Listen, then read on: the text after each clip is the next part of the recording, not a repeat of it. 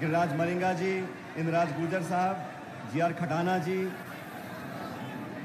वीरेंद्र चौधरी साहब, अमर सिंह जाटव साहब, पूर्व मंत्री राजेंद्र चौधरी जी, वेद सोलंकी जी, पूर्व मंत्री के.सी. विश्नोई साहब, महेश शर्मा जी, पूर्व सांसद गोपाल सिंह इडवा जी, हमारे यूनिवर्सिटी के नौजवान अध्यक्ष निर्मल चौधरी जी, श्रीमती सुचित्रा आर्य जी, लक्ष्मण गाता जी, सरोज मीणा जी, जालोर से अध्यक्ष समरजीत सिंह जी, चुनीला राजपुरोहित जी, ओम प्रकाश मामू जी, शेर सिंह सूपा साहब, विद्याधर जी, महेंद्र सिंह रलावता जी, पूर्व मंत्री रामगोपाल बैरवा साहब, पूर्व विधायक महेंद्र मीणा जी, भीमराज भाटी साहब, गजेंद्र सांकला जी, अजय बोरा जी, पूर्व विधायक नमल किशोर मीणा जी, शोभा सोलंकी जी, पूर्व विधायक रामनारायण जी, विजय जैन साहब, पूर्व महापौर ज्योति खंडेलवाल जी, मुकेश शर्मा जी, पूर्व पार्षद सुभाष मील साहब, मनीष यादव जी, आबिद कागजी साहब, ओम बिश्नोई जी।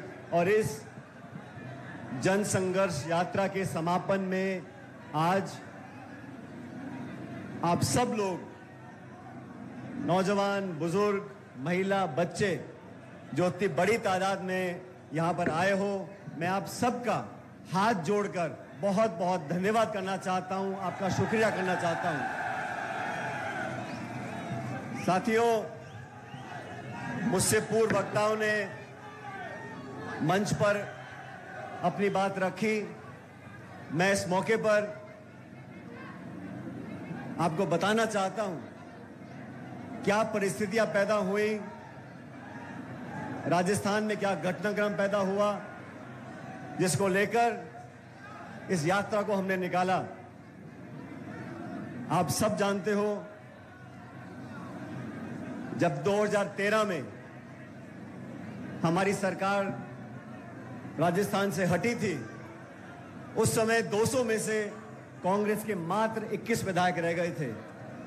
उस समय सोनिया गांधी जी, राहुल गांधी जी ने, मैं केंद्र सरकार का मंत्री था, मुझे जिम्मेदारी दी कि राजस्थान में पार्टी का बहुत बुरा हाल हो गया, आपको जाके पार्टी का अध्यक्ष बनना है।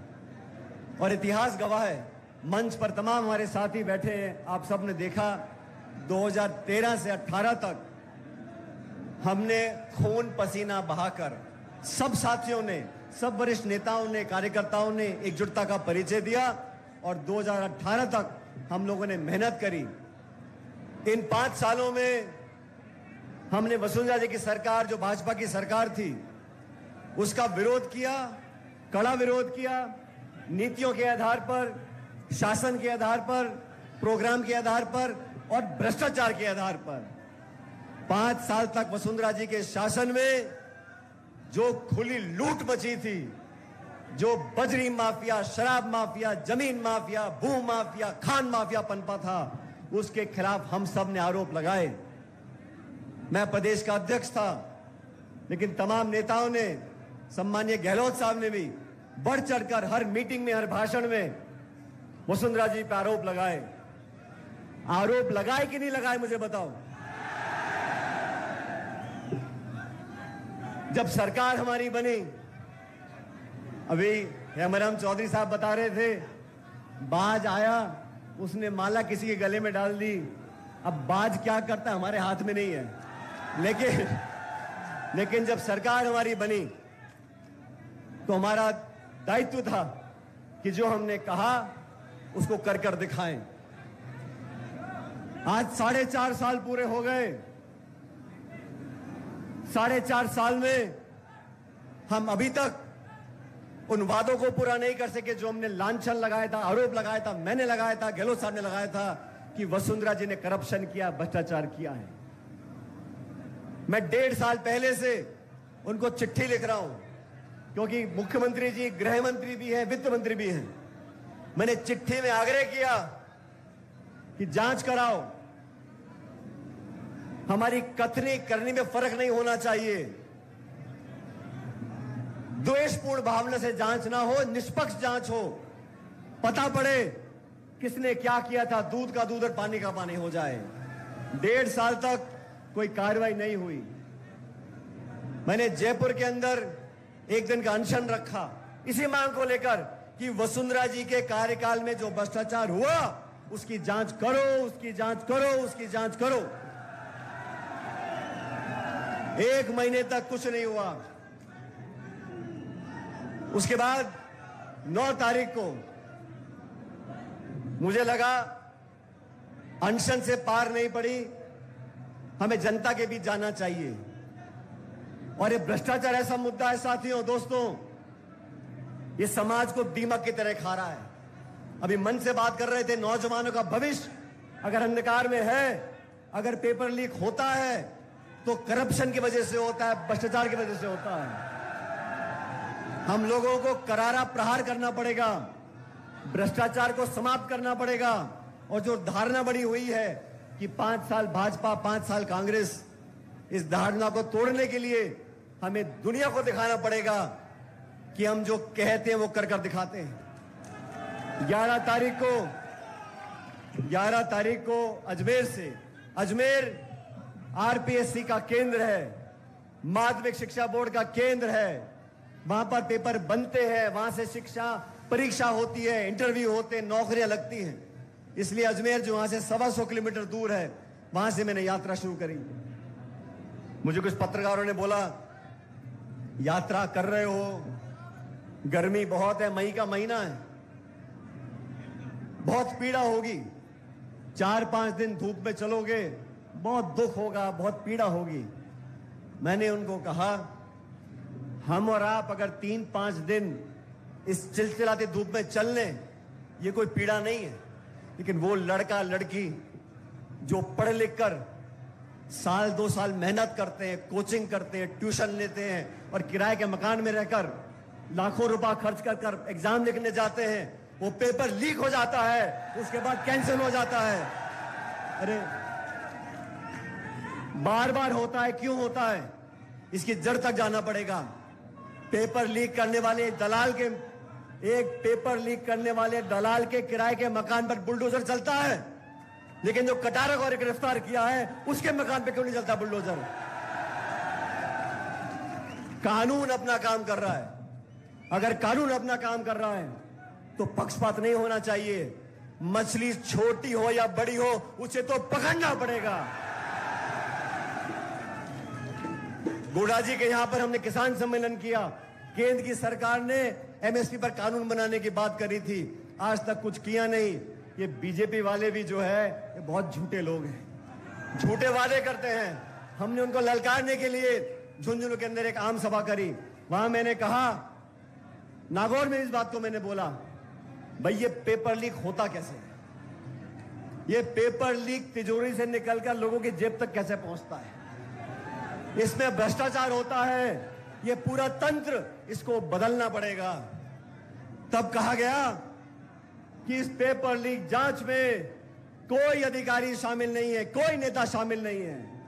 मैं पूछना चाहता हूं, जांच पूरी हुई नहीं, आप घोषणा कर रहे हो कि किसी का कोई लेन देना नहीं है। अभी कटारा को आपने अरेस्ट कर लिया, ये कटारा जो सदस्य बने आरपीएससी के, किसके कहने पर बने उसका पता करना पड़ेगा। ये आसमान से तो आए नहीं है। भ्रष्टाचार का मुद्दा नौजवानों के जीवन को अंधकार में धकेल रहा है।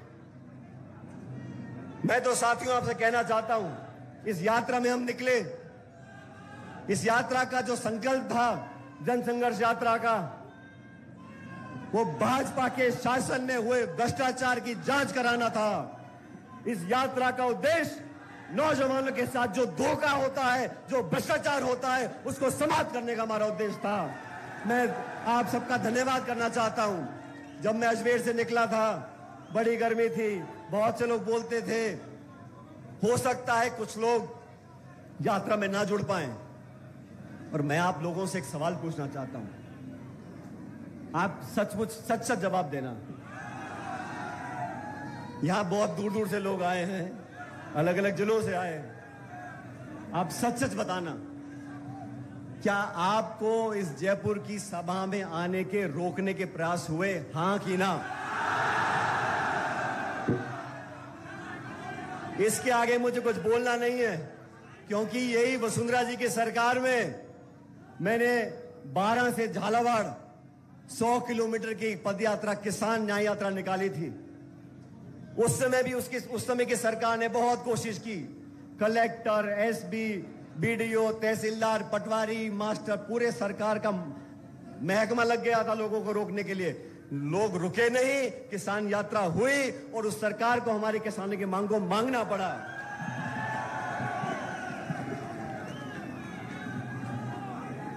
साथियों, हमारा जनसंघर्ष किसी नेता के खिलाफ नहीं है, हमारी यात्रा किसी के विरोध में नहीं है, लेकिन मैं आज इस मन से कहना चाहता हूं, हमारी यात्रा भ्रष्टाचार के खिलाफ है। हमारी यात्रा नौजवानों के भविष्य को बेहतर बनाने के पक्ष में है और हम इसमें रुकने वाले नहीं हैं। अभी आपने भाषण सुना आदरणीय हेमाराम जी का। कुछ दिन पहले हम सब बाड़मेर गए थे और हेमाराम जी बहुत कम बोलने वाले व्यक्तियों में से हैं, लेकिन आज मैं उनका भाषण सुन रहा था। ये कहां की नीति है? अपनी पार्टी के नेताओं को बदनाम करो और भाजपा के नेताओं का गुणगान करो, ये चलने वाला नहीं है।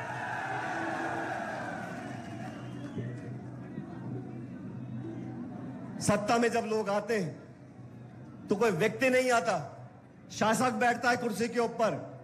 उसको तेरा मेरा करने का अधिकार नहीं, उसको पक्षपात करने का अधिकार नहीं, उसको न्याय करना पड़ेगा, कठोर निर्णय लेने पड़ेंगे। और मैं बार बार बोलता हूं, 6 महीने के बाद चुनाव राजस्थान के अंदर है। अगर हम कार्रवाई नहीं करेंगे, दूध का दूध और पानी का पानी, आजकल नींबू दूध बहुत चल रहा है, दूध का दूध और पानी का पानी नहीं होगा तो हमारे विरोधी बोलेंगे कहीं कोई गड़बड़ तो नहीं है। मैंने कभी किसी को आरोप नहीं किया, मैंने कभी किसी पे इल्जाम नहीं लगाया। और मैं आपसे पूछना चाहता हूं, मेरे मुंह से कभी किसी के खिलाफ एक बुरा शब्द निकला? मुझे बताओ। और मैं आपसे पूछना चाहता हूं, मेरे खिलाफ गाली देने में कोई कमी रखी क्या है? चुन चुन कर मुझको भला बुरा कहा गया, मेरे को कोई चिंता नहीं। आप मुझको गाली दो, अपमानित करो, आरोप लगाओ, मुझको, हमारे साथियों को इससे भी निचले स्तर के आरोप लगाओ, हमें कोई चिंता नहीं। लेकिन इस लोकतंत्र में जो आज आप सब लोग बैठे हो, आप ही गणेश हो, आप ही जनार्दन हो और आपके आशीर्वाद से यहां पर लोग आगे बढ़ते हैं, पीछे आते हैं। किसी को गलतफहमी नहीं होनी चाहिए। साथियों, राजस्थान के अंदर हर साल 20 से 25 लाख नौजवान बच्चे बच्चियां 20 से 25 लाख नौजवान बच्चे बच्चियां सरकार द्वारा जो एग्जाम होते हैं वो लिखते हैं। हर बच्चा बच्ची तैयारी करता है, उसके माँ बाप पेट काट कर उसके लिए पैसा इकट्ठा करते हैं। गांव से जो बच्चा आता है जयपुर पढ़ने के लिए, वो क्या खर्चा करता है किताब में, ट्यूशन में, कोचिंग में, पैसे में, खाने पीने में, कैसे कैसे पैसा इकट्ठा वो करते हैं। लाख रुपया साल का खर्च होता होगा। लेकिन मैं कहना चाहता हूं, जिन बच्चों के पेपर कैंसिल हो गए, जिनकी उम्र निकल गई, जिनके मन में मायूसी आ गई, नौजवान के मन में अगर मायूसी आ जाएगी तो देश का भविष्य बेहतर नहीं है। ये जनसंघर्ष यात्रा नौजवानों के कलेजे में आग लगाने के लिए है, उनको विश्वास दिलाने के लिए है। हमें हताश होने की जरूरत नहीं है, रास्ते निकलेंगे, भविष्य बेहतर होगा।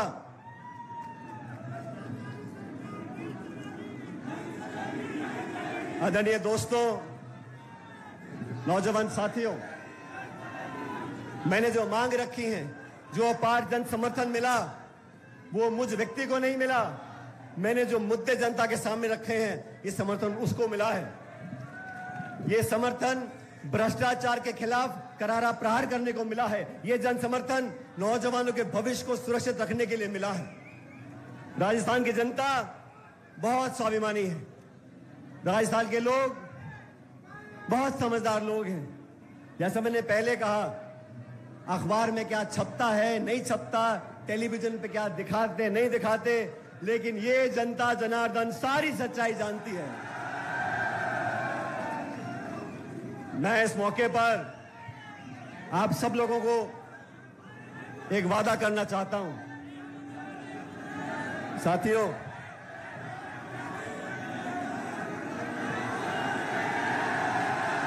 मैं आप लोगों को वादा करना चाहता हूं, मुझको और मेरे परिवार को राजनीति में 40-45 साल हो गए। अब नेट बंद करो, बिजली बंद करो, जनता बंद होने वाली नहीं है। मुकेश जी, ये नेट पेट सब फेल हो जाएंगे, चिंता मत करो। 20-22 साल से मैं राजनीति कर रहा हूं। मुझे भी बड़े बड़े मौके मिले जनता की सेवा करने का। केंद्र में, राज्य में, सांसद, विधायक, बहुत सारे पद मिले। लेकिन ये प्रदेश और देश की जनता जानती है मेरी निष्ठा, मेरी ईमानदारी और हम लोगों के काम करने के तरीके में मेरा सबसे घोर विरोधी भी उंगली नहीं उठा सकता। ये हमारी कमाई है, ये जनता का विश्वास है। इस पे तुम कितने भी आरोप लगा लो, कितनी भी चुगली कर लो, कितनी भी अफवाह फैला लो, आप लोग इन बातों को मानोगे कि नहीं मानोगे? मैं आप लोगों को वादा करना चाहता हूं साथियों, इस यात्रा में बहुत सारे साथी हमारे साथ चले। मैं आप सबको आश्वासित भी करना चाहता हूं और वादा करना चाहता हूं अब सबके सामने, मैं किसी पद पे रहूं या ना रहूं, मैं राजस्थान की जनता और नौजवानों की सेवा अपनी आखिरी सांस तक करता रहूंगा। और मैं डरने वाला नहीं हूं, मैं दबने वाला नहीं हूं। मैं आपके लिए लड़ा हूं और लड़ता रहूंगा। ये वादा मैं खुले आसमान नीचे करके जा रहा हूं। प्यार से मांगो, हम हाथ काट के दे देंगे। धमका के मांगोगे तो हम हिलने वाले नहीं हैं। हम लोगों ने कमी नहीं छोड़ी मेहनत करने में, खून पसीना बहाने में। मेरे साथ जो हजारों लोग चले हैं, आज मैं आपको बताना चाहता हूं, आप नौजवानों के पैरों के छालों की कसम, मैं अब पीछे हटने वाला नहीं हूं। आपके साथ रहूंगा, हमेशा रहूंगा। राजनीति सिर्फ सत्ता लेने के लिए है, राजनीति सिर्फ पद पर बैठने के लिए है। नौजवान दर दर भटकता रहे, हम सिर्फ सत्ता का सुख लेंगे, ये संभव नहीं है। जो भी कुर्बानी देनी होगी मैं देने को तैयार हूं, जो भी करना होगा मैं करने को तैयार हूं। अभी चुनाव हुआ कर्नाटक में, भारतीय जनता पार्टी की सरकार थी।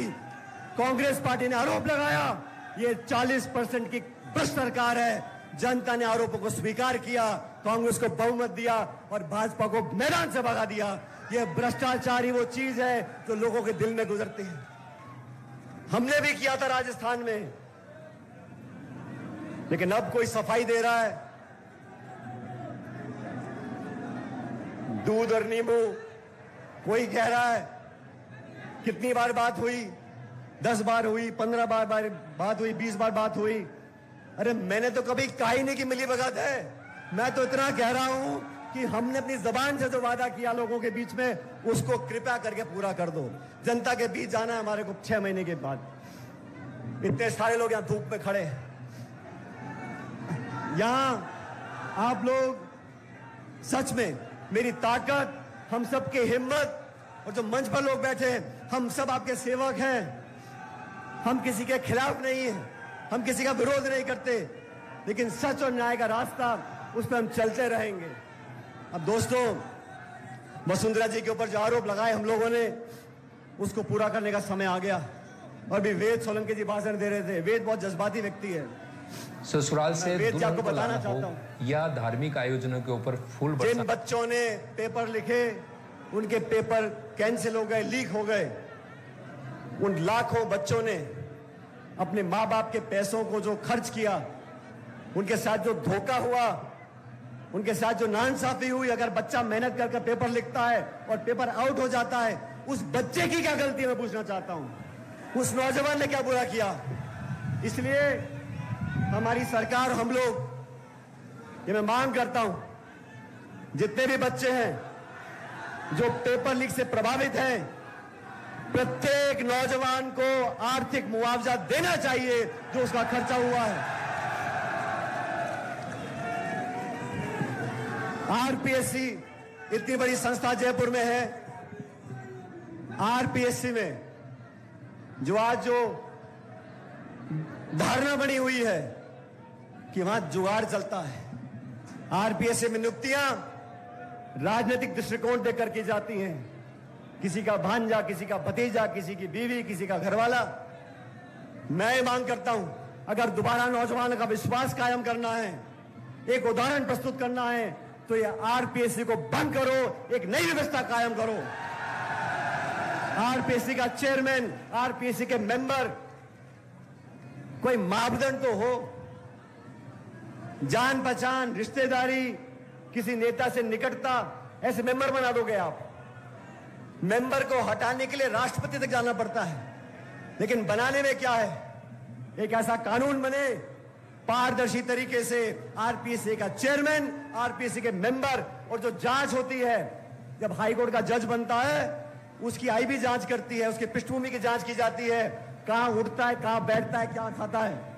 इन मेंबर्स की, जो नए मेंबर बने, उनकी जांच होनी चाहिए, और ऐसे बने कोई साइंटिस्ट हो, कोई लेक्चरर हो, कोई प्रोफेसर हो, जिसका कोई वजूद हो, ऐसे लोगों को मेंबर बनाना चाहिए। तो आरपीएससी को भंग कर कर एक पूरा मूल चूक परिवर्तन, ये कोचिंग क्लास, ये अधिकारी, ये प्रिंटिंग प्रेस, ये आरपीएससी, ये माध्यमिक शिक्षा बोर्ड, ये जो पूरा जंजाल बना हुआ है, इसको ध्वस्त करना पड़ेगा, एक नया खानान बनाना पड़ेगा।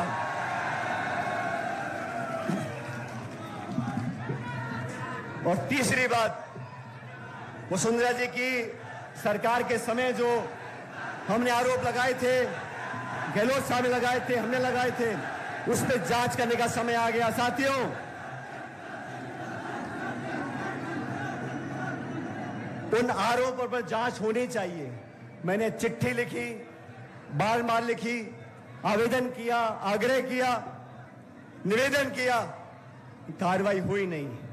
मैंने अनशन किया, कार्रवाई हुई नहीं। हमने जनसंघर्ष यात्रा निकाली, मैं उम्मीद करता हूं कार्रवाई होगी। लेकिन ये तीनों बातें आरपीएससी को भंग कर कर पूरा पुनर्गठन करें, नए कानून मापदंड बने, पारदर्शिता से लोगों का चयन हो। पहली मांग। दूसरी मांग, जिन लाखों बच्चों ने पेपर लीक से उनका आर्थिक नुकसान हुआ है, उनको उचित आर्थिक मुआवजा प्रत्येक बच्चे को मिलना चाहिए। और तीसरी मांग, वसुंधरा जी के खिलाफ जो हमने आपने मिल के आरोप लगाए थे, उसकी उच्च स्तरीय जांच करनी पड़ेगी। आज तारीख हो गई 15 तारीख।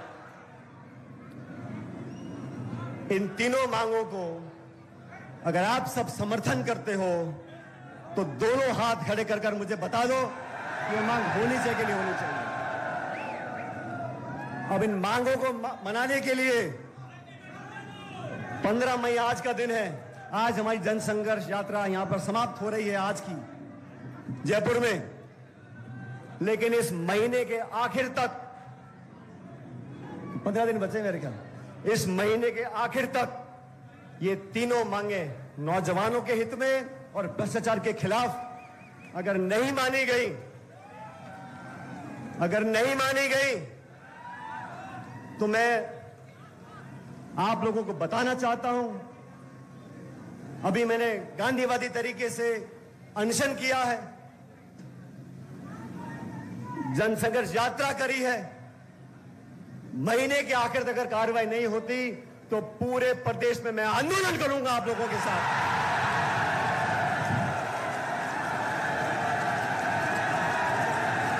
जनता के साथ रहेंगे।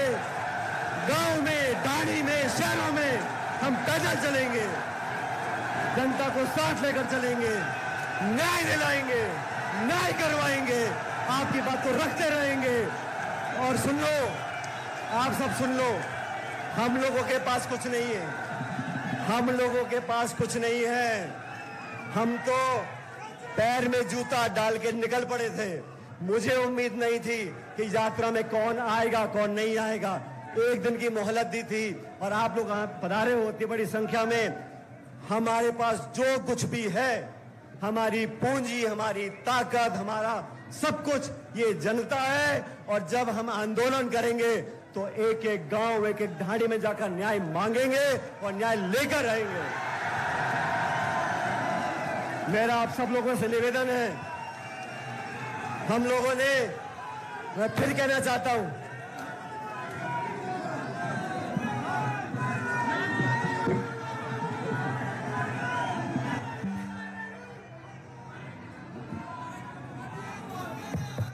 अगर 15 दिन में मांगे नहीं मानी गई तो अब याचना नहीं, रण होगा, वो बारी भीषण होगा।